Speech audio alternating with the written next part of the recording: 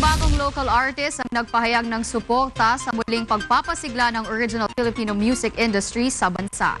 Naritong report ni Ajes Charion.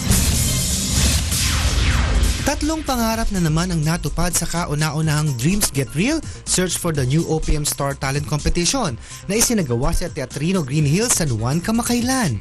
Layo ng naturang kompetisyon ang pasiglahing muli ang original Filipino music o OPM sa pamamagitan ng mga bagong awitin mula sa mga baguang performers na nais magkaroon ng puwang sa entertainment industry. Isa sa tatlong bagong talento na nabigyan ng pagkakataong subukan ng karir sa music industry ay si Neo Domingo na dating miyembro ng popular na boy band. Si Neo ay napili ng kompositor na si Yuri Tesorio na awitin ng kanyang obra na Pagbigyan Mo Na, nananalo bilang DJ's Choice. Sobrang saya na maging part ng competition na to, lalo na sa itong competition na to sumusuporta sa OPM nga. Ako dati pa talaga gusto kong suportahan yung OPM. Nabigyan din ng pagkakataon ng grupong Fifth Dynamics upang maiparinig ang kanilang musika sa mga Pilipino. Ang kanilang awitin na Anyare na obra mismo ng bokalista nitong si Marco Dovales ay isa rin sa maraming airplay sa mga radio station. Nagpapasalamat po kami sa unang-una kay God at syempre kami magkakabanda.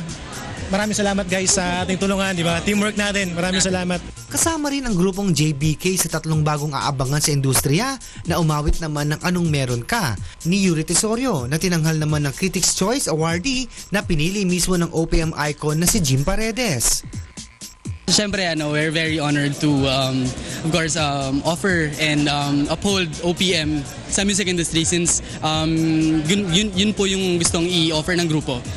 Si Brian Del Rosario ay naging interpreter na rin sa A Song of Praise o ASOP Music Festival na ayon sa kanya ay isang napakagandang karanasan sa buhay niya. It's a blessing na pinili ako. It's not an accident di ba? It is the will of God na ako mapili ni Leroy Sese na interpret yung song niya.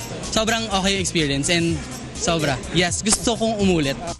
Nakatakdang ikutin ng tatlong bagong OPM artist ang bansa para muling hikayatin ang mga Pilipino na suportahan ng OPM. Ajes Charion, UNTV News Worldwide.